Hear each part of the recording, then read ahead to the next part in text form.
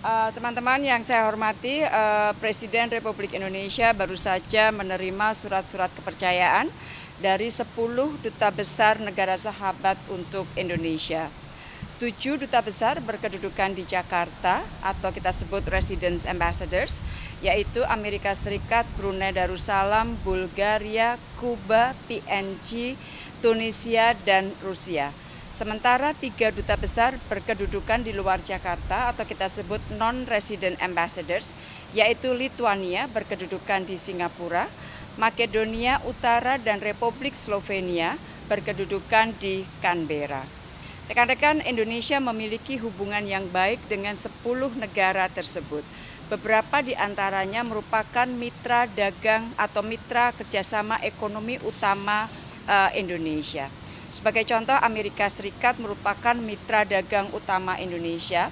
Nilai perdagangan kita sudah lebih dari 34,5 miliar US dollar tahun lalu dan kita mengalami surplus yang cukup besar. Sementara perdagangan dengan Rusia tercatat lebih dari 3,3 miliar US dollar. Dan kalau kita lihat 10 negara tersebut, 7 dari 10 negara tersebut kita memiliki total perdagangan bilateral di atas 100 juta US dollar, kecuali dengan Kuba, Lituania, dan Makedonia Utara. Dan kalau kita lihat lebih jauh dari 10 negara tersebut, Indonesia mengalami surplus perdagangan dengan 7 di antara 10 negara tersebut. Nah, di samping itu teman-teman ada beberapa catatan yang dapat saya sampaikan, misalnya dengan Amerika Serikat, sekarang ini kita sedang mencoba mendorong dapat melakukan negosiasi mengenai Critical Mineral Arrangement dan perpanjangan Generalized System of Preference atau GSP bagi Indonesia. Dengan Tunisia sekarang kita sedang mencoba menyelesaikan perundingan Indonesia-Tunisia Preferential Trade Agreement. Kita rencana kalau bisa, kalau dapat tahun ini sudah akan selesai.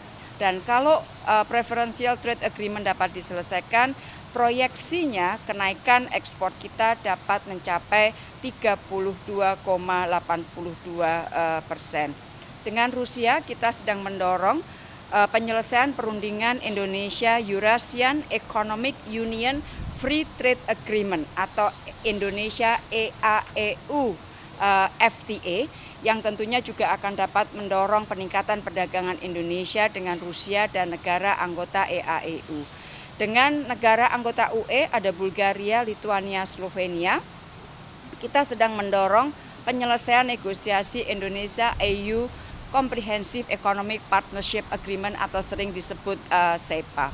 Nah, masih di dalam kerjasama ekonomi teman-teman, kita terus mendorong agar negara-negara dari Amerika Latin dan negara-negara Eropa terus melakukan penguatan. Indonesia memiliki beberapa inisiatif, antara lain Indonesia Latin America and the Caribbean Business Forum yang tahun ini akan dilakukan pada bulan September di Peru, dan juga Indonesia Europe Business Forum yang tahun ini akan dilakukan 7 dan 8 Oktober di Jakarta, dan juga sekaligus kita akan mengundang seluruh dubes baru atau swasta dari 10 negara tersebut untuk hadir dalam Trade Expo Indonesia yang akan diselenggarakan tanggal 9 sampai 12 Oktober di Jakarta.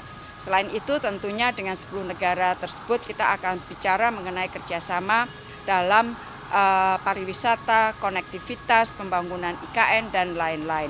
Sementara dengan PNG, negara tetangga dekat kita, hubungan kita sangat baik, tidak hanya bilateral tetapi juga dalam konteks Pasifik, karena PNG memiliki peran yang cukup penting di Pasifik, dan teman-teman tahu bahwa Indonesia ingin memperkuat kerjasama kita di Pasifik.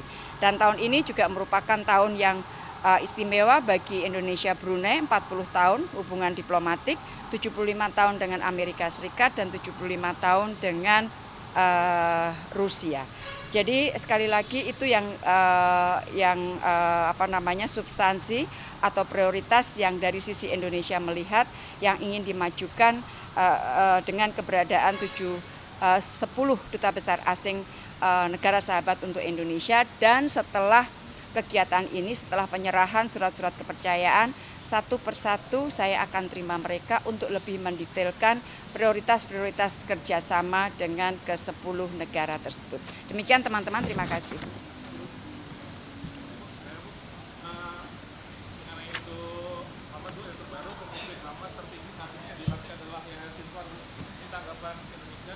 Yang mendukung perdamaian Palestina ini bagaimana, Bu?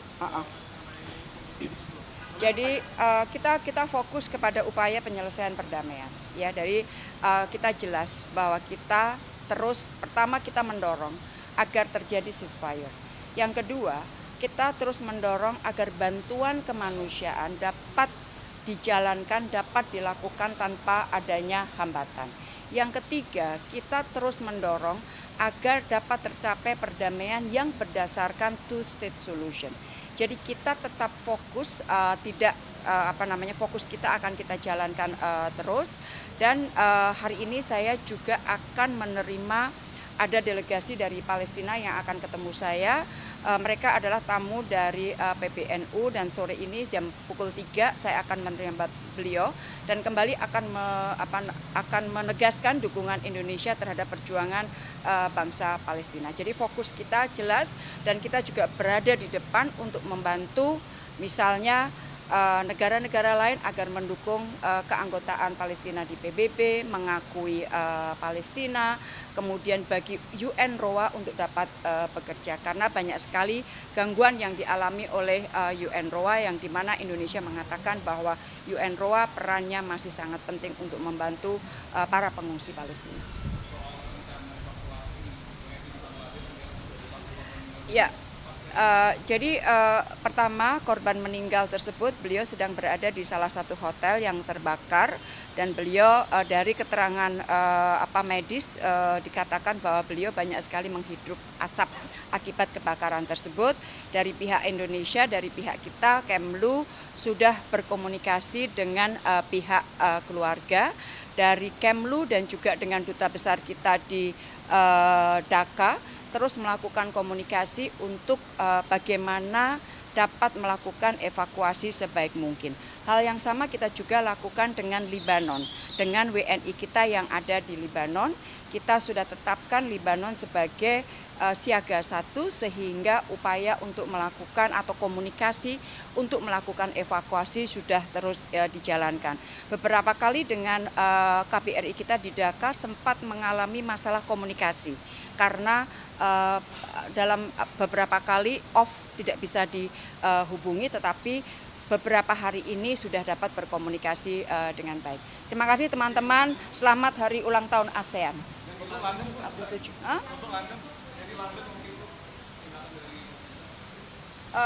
Kita selalu WNI ya, jadi kita selalu begitu ada satu masalah, kita locate WNI ada di mana, terus kemudian dari pihak kedutaan besar kita di London memberikan laporan atau sebelum memberikan laporan tentunya mereka melakukan kontak dengan WNI kita terutama di daerah sekitar yang terdampak.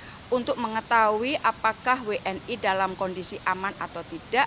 Sejauh ini laporan yang saya peroleh dari duta besar WNI dalam kondisi aman. Jadi itu sudah merupakan protap kita, otomatis begitu ada masalah di satu titik langsung dikontak dan hotline juga terbuka. Terima kasih teman-teman, terima kasih.